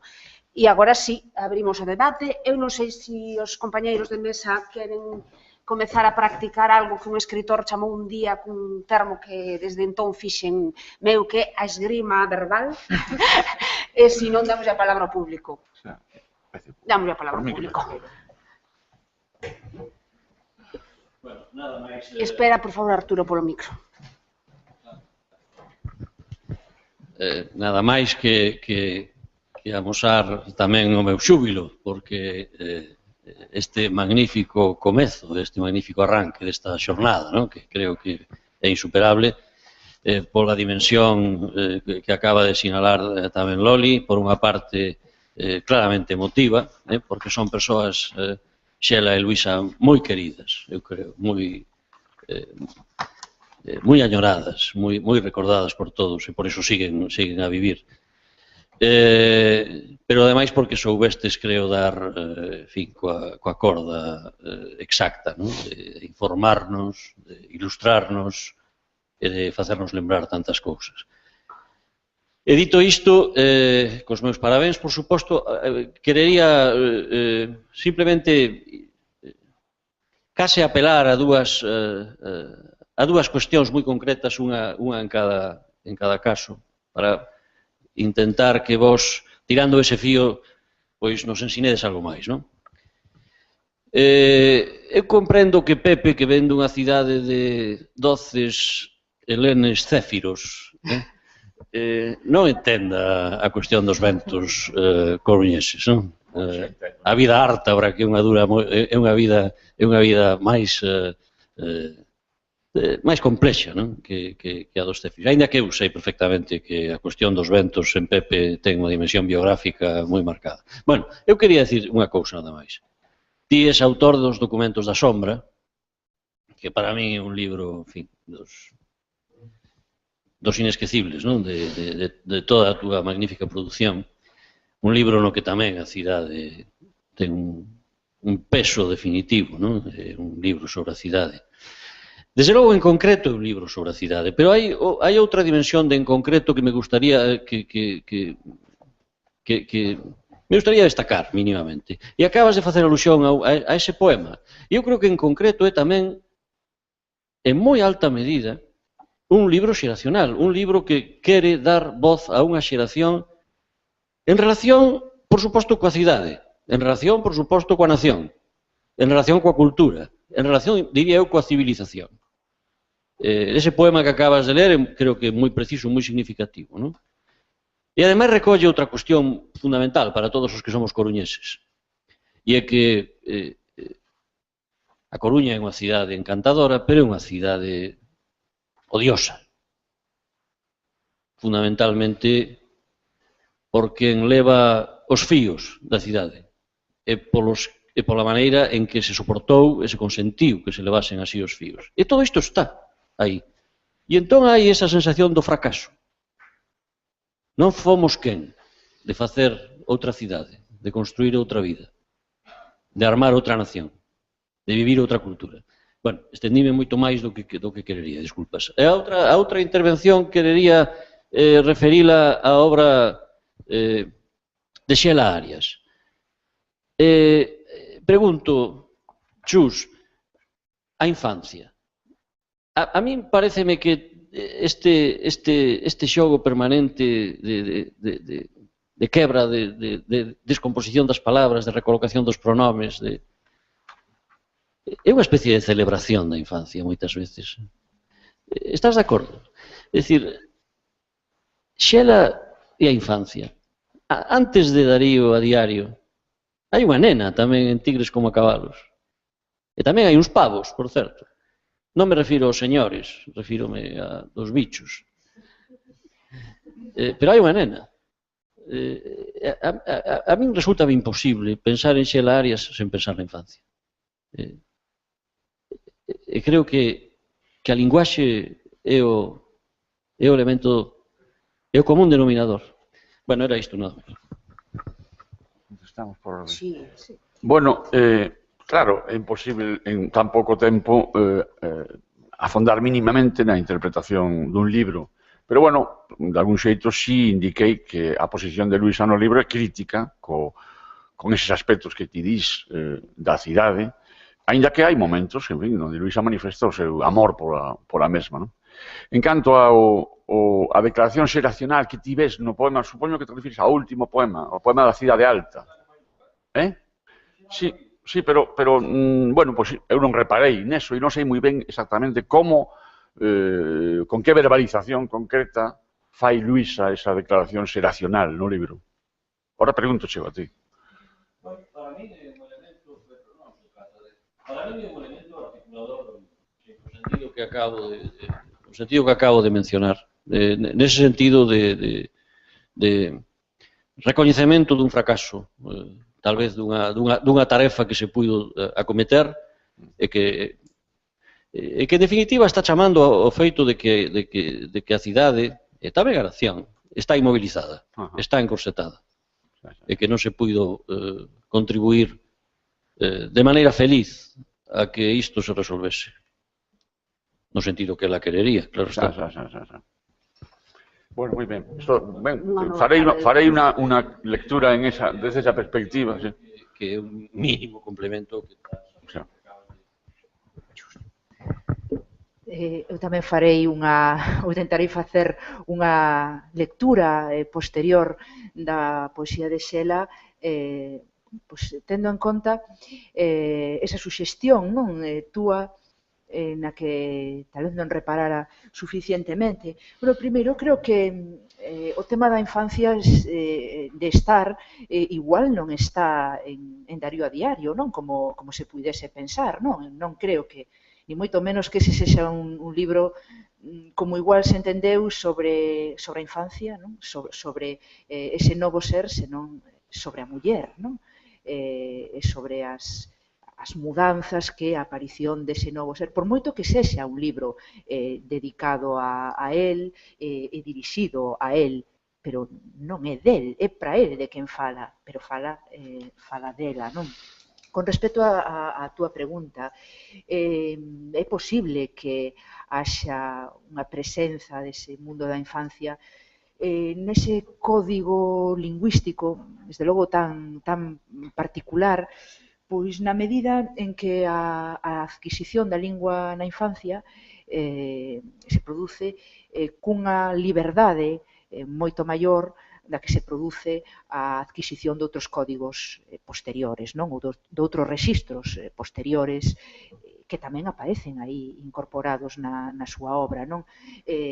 No caso de estar presente o universo da infancia, pois creo que está nese sentido, non? Como o territorio da liberdade ou, se se quer, do non código ou da non rixidez.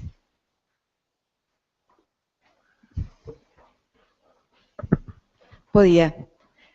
Eu quería preguntarvos a Chus e a Pepe se non considerades que tanto Xela como Luisa son mulleres de fronteira, polo tanto sin lindes. Urbanas, moi urbanas, co que eso significa de libertad para as mulleres. Nunha época en que Galiza tamén vive unha serie de transformacións e, ademais, sin posibilidade do fracaso, que na súa obra se reflicte. Non teñen a negrura do fracaso. Esa especie de peste ou de andacio que percorre este país. Elas non poden permitirse eso porque teñen que estar permanentemente mudando as súas propias vidas e a da súa contorna, porque non son mulleres individuales, son mulleres colectivas sociales. E, polo tanto, significan xa un movimento en marcha, que non son as pioneiras, sino que xa forman grupo, xa forman bandeira, e ollo, que no mundo femenino galego e feminista se conseguiron conquistas importantes neses anos. Se conseguiron, o retroceso está vindo agora.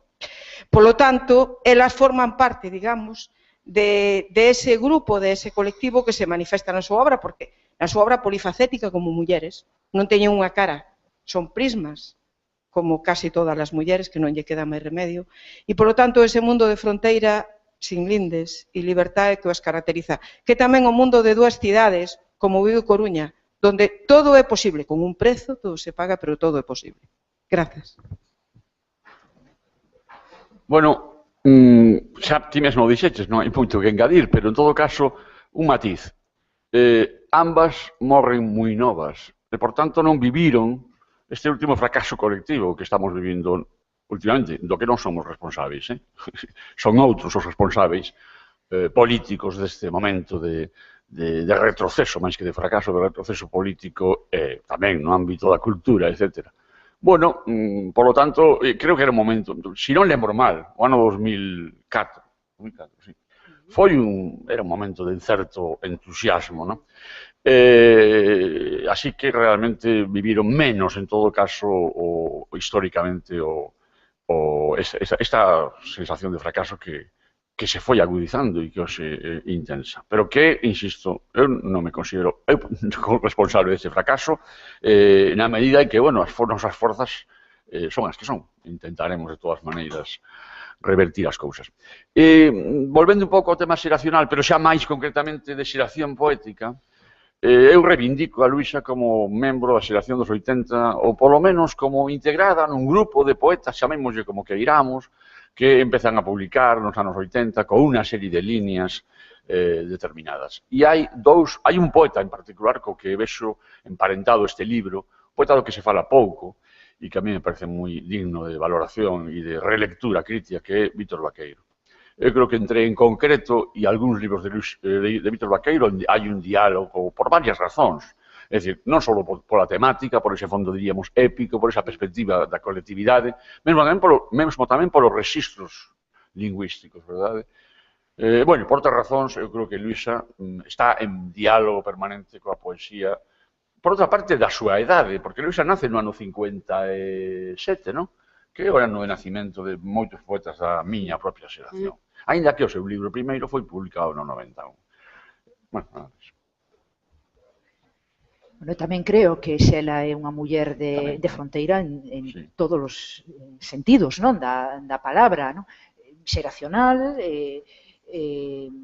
polo tempo que lle tocou vivir, con respecto ao medio, non, ao medio rural, urbano. Bueno, primeiro, si a Coruña, Vigo, pero de que realidades urbanas estamos a falar, non? É dicir, que como son as cidades galegas, non? En que medida son cidades, non temos grandes metrópoles en Galicia.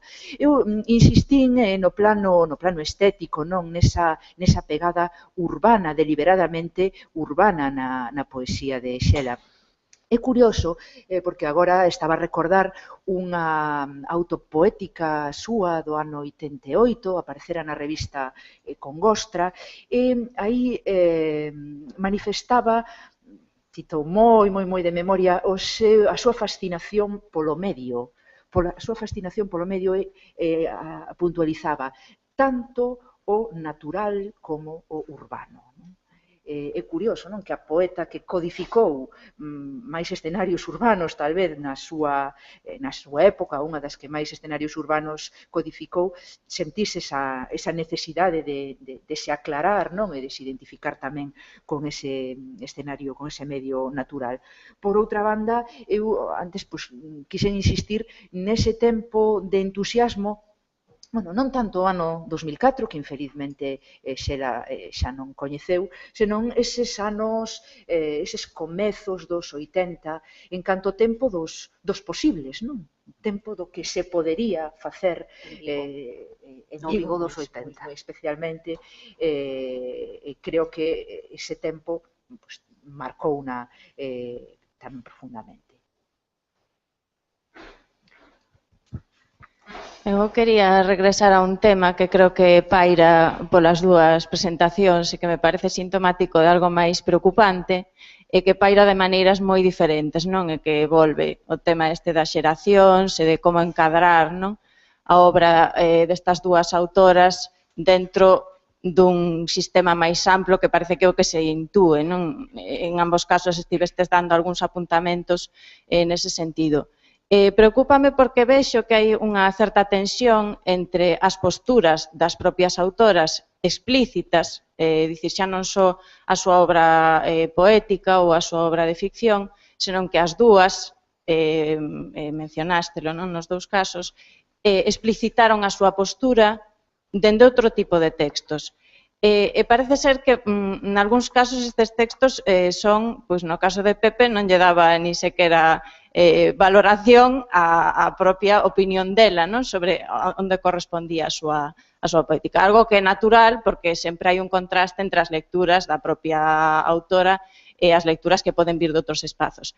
Pero cando se analiza isto dende o enfoque de xénero, dende o enfoque feminista, creo que hai outras cuestións que son de fondo tamén relevantes, non? Porque os cánones e as xeracións, isto é un tema que está falado moi a miúdo e está aquí Elena González tamén para que o ten estudado en profundidade, as obras das autoras malamente encaixan nas xeracións e nos sistemas que están constituídos dende os cánones literarios patriarcais, porque polo de agora os feministas aínda non chegaron a cánones, non?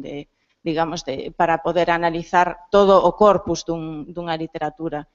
Eu creo que nas vosas dúas presentacións, para min, estaba moi presente isto, non? Gustaríame saber que o que pensades. A sensación de soidade de Xela ou de inadaptación ou de negarse a pertencer, non, de forma verbal e explícita de Luisa a unha certa xeración, dentro dese marco de debate máis xeral, que leva xa bastante tempo, moito tempo, nos debates feministas, de como as mulleres non encaixamos no xustillo, que diría González, non? Da crítica patriarcal e nos sistemas creados polo propio patriarcado, no caso concreto destas dúas autoras. Si os meus compañeros de mesa me permiten un inciso, porque era algo que levaba un anaco querendo dicir, e el complementa o que diste, igual tamén pode ir a vosa resposta a fío.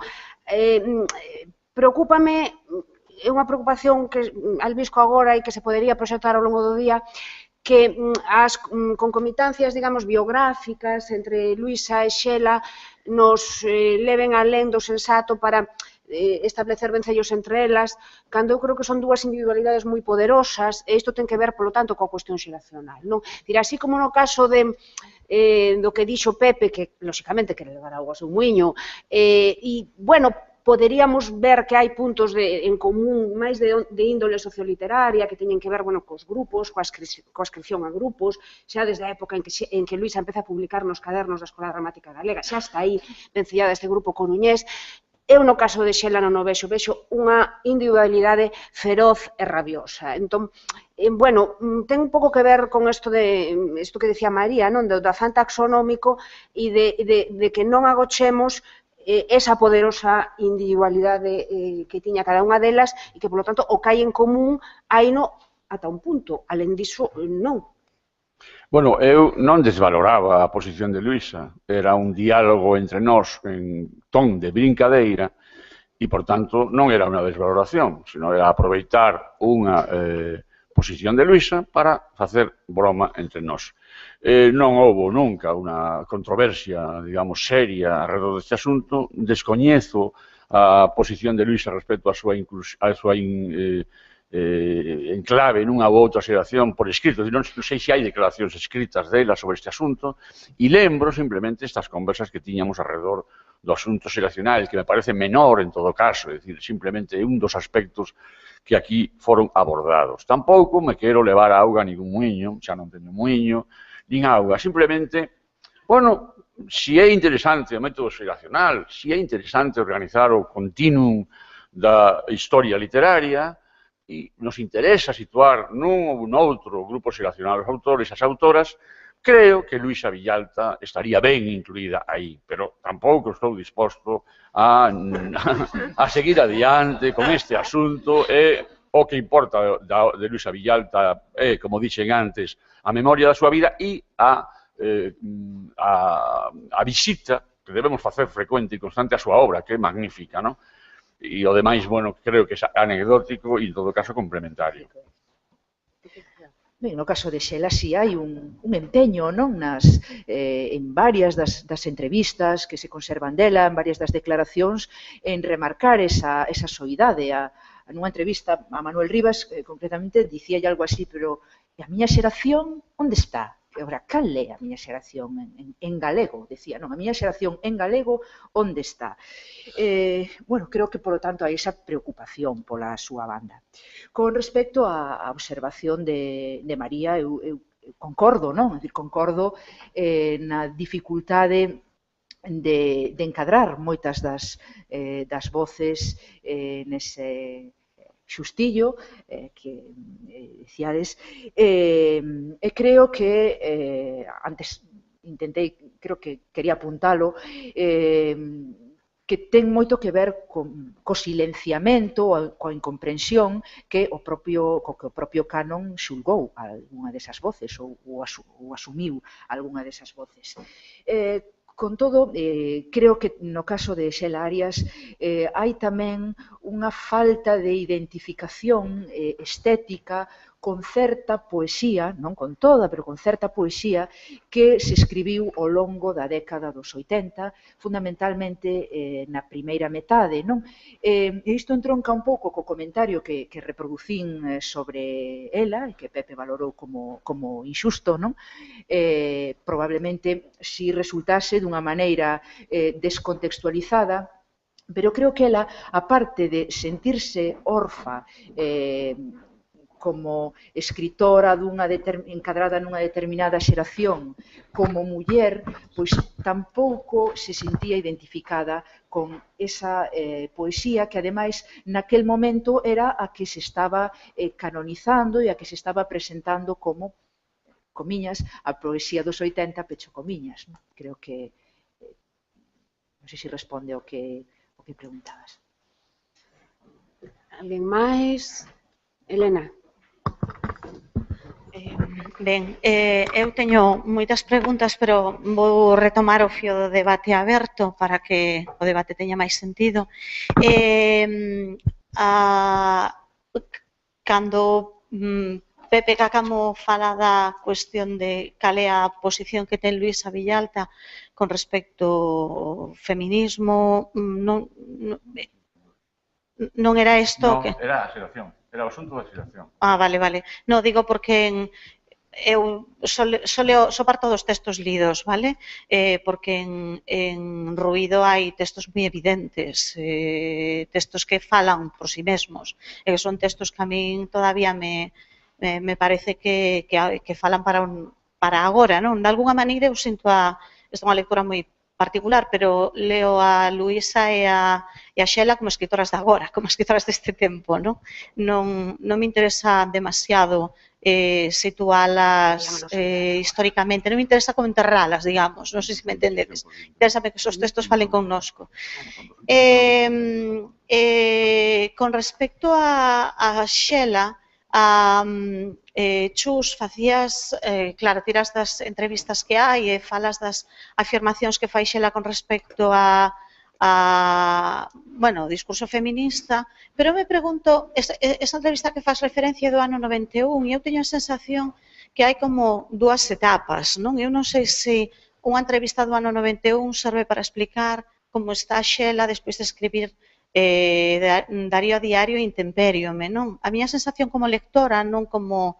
É dicir, eu non traballei bastante a autora, a miña sensación como lectora é que hai como dúas épocas moi claras, non? Entón non sei se non hai que reconsideralo tamén á luz dos textos que nos deixa, porque ti mesma decías que hai un Darío a Diario é unha escrita da experiencia da maternidade dunha maneira moi radical, moi interesante, que impactou, que gustou, que se leu. Creo que non é que ese tipo de textos non son indiferentes. E ti tamén facías referencia ao papel que ten a muller, a negra, en fin, todas as alteridades que aparecen en Intempériome. Vexo como dúas épocas aí, non? Sí, é posible. As declaracións serán do ano 91. Ocorre tamén que por desgraza, pois non temos entrevistas de Xelarias máis alá de 2003, non? E agora digo isto no plano puramente literario, no plano puramente da recepción, é dicir, descoñecemos unha boa parte da opinión que a autora tivo sobre a recepción do seu último libro, por exemplo, non? Eu creo que sí, que hai que se intúen dúas etapas diferentes e tal vez pois o ano 95, 96, pois constitúa un punto de inflexión, non? Darío e Intemperiome con respecto ao anterior, non? En ese sentido, pois como toda cita compre contextualizala moi ben e non se pode nunca tirar unha generalización dela. Non sei se queres dicir algo. Bueno, en todo caso, eu que non quero seguir polo debate xeracional, pero bueno, se un poeta pertence a un grupo ou non pertence a un grupo determinado, eu non sei que relación ten eso co feito de que no noso tempo actual podamos ou non lelo. É dicir, o feito de que Luisa Villalta ou Xelarias sexan ou non dunha ou outra xeración, non sei que significa en relación con poder ser lidos hoxe ou non. Para min, pois que sei eu, Manuel Antonio é un poeta deste tempo e é un poeta da vanguarda. Teño dúas preguntas puntuais. Unha é, con respecto a Xela, se nos podes falar máis da lectura de Tigres como cabalos, que foi no seu momento un libro moi mirado e moi pouco lido, se podes abundar nesa liña, e a Cácamo non sabía o da poesía sonora, se nos podes contar algo máis diso. Disculpade, se non hai ningunha intervención máis as que quede así con ansia, entón damos ya a palabra aos membros da mesa e xa damos por pechada esta primeira sesión. Haberá ocasión de volver seguramente sobre estes temas e, polo tanto, abrimos despois o descanso. Bueno, brevemente, a pregunta é se podo falar un pouco máis de Tigres como cabalos do libro ou da recepción que o libro do libro en sí, non? Como? Perdón. Eu leo o libro como un diálogo, non? Como un diálogo propiciado polas claves que a autora e o autor nos fornece, non? Por moito que en algún momento por educación lectora, que creo que iso é algo que tamén debemos ter en conta. Antes dicía que non eran frecuentes estes libros na nosa tradición e, polo tanto, non eran entendidos e eran arrinconados e quedaban na anécdota, na descatalogación. Creo que, no meu caso, moitas veces tiven que vencer esa inercia, non? De ler os poemas como tais e interpretar as fotografías como tales, non? Eu leo, ou intento lelo como un diálogo entre dúas linguaxes que moitas veces teño a sensación de que se desafían ou que se molestan, que se interrompen, máis que conflúen, non? Moitas veces creo que hai casi unha tensión entre unha e outra máis que unha confluencia. Non sei se tampouco me quero estender moito máis.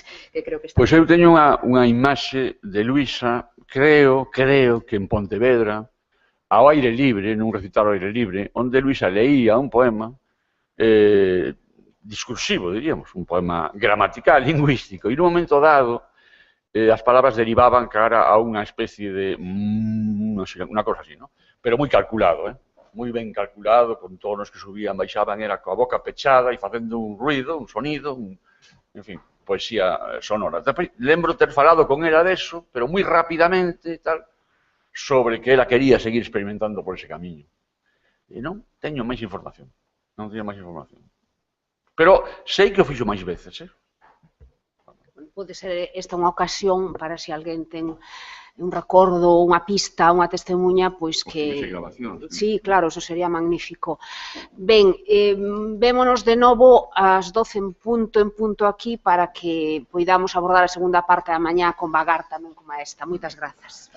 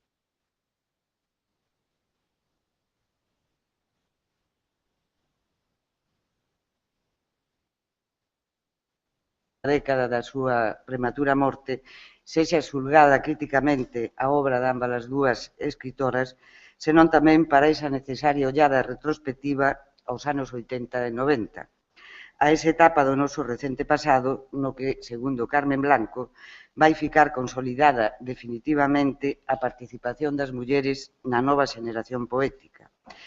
Contamos tamén aquí con algunhas destas mulleres representantes desta xeración poética. Esta nova xeración caracterizaríase, segundo Blanco, por achegar unha linguaxe rupturista, unha linguaxe nova, reflexo dunha nova mentalidade sobre a muller. Unha boa ocasión para o fío destas senlleiras contribucións mergullármonos nesa etapa da nosa historia na que, segundo Elena González, tamén aquí presente como relatora, fai das escritoras galegas dos 80 un exército de zapadoras dispostas a construir un cuarto propio común e axeitado o contorno galego. E tampouco, di González, hai que esquecer esa lesión de corpóreas, navegadoras, insumisas e inadaptadas que abrallaron nos 90 e modificaron tan profundamente os materiais literarios. No ano 2003, Belén Fortes coordinou un texto titulado Escrita en mulleres, 12 ensaios arredor de Virginia Woolf.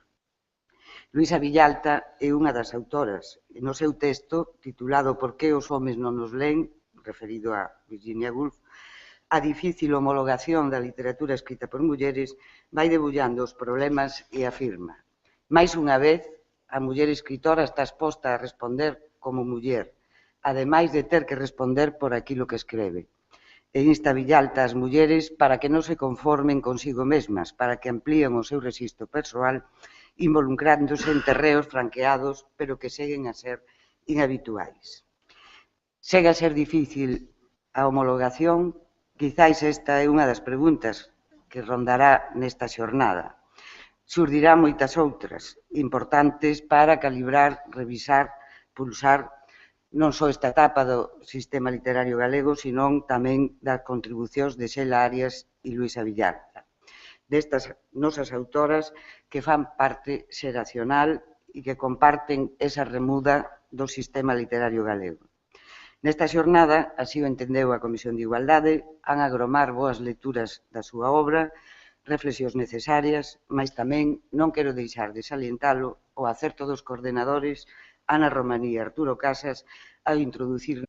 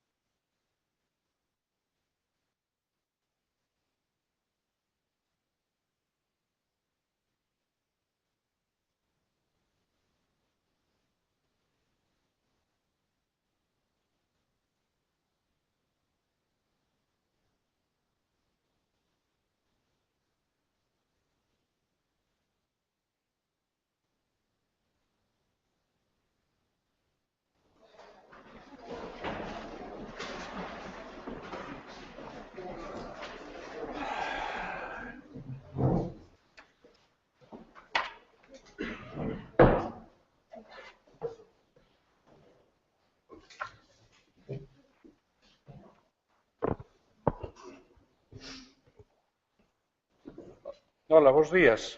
Imos dar comezo a estas xornadas, ou xornada, mellor dito, porque é dun día só, dedicada á memoria, ao recordo e ao estudo e a vocación de Xela Arias e de Luisa Villalta, que organizou a Comisión de Igualdade do Consello, cuxa presidenta, coordinadora, mellor dito, me acompaña María José Seagra, máis algúns membros da comisión.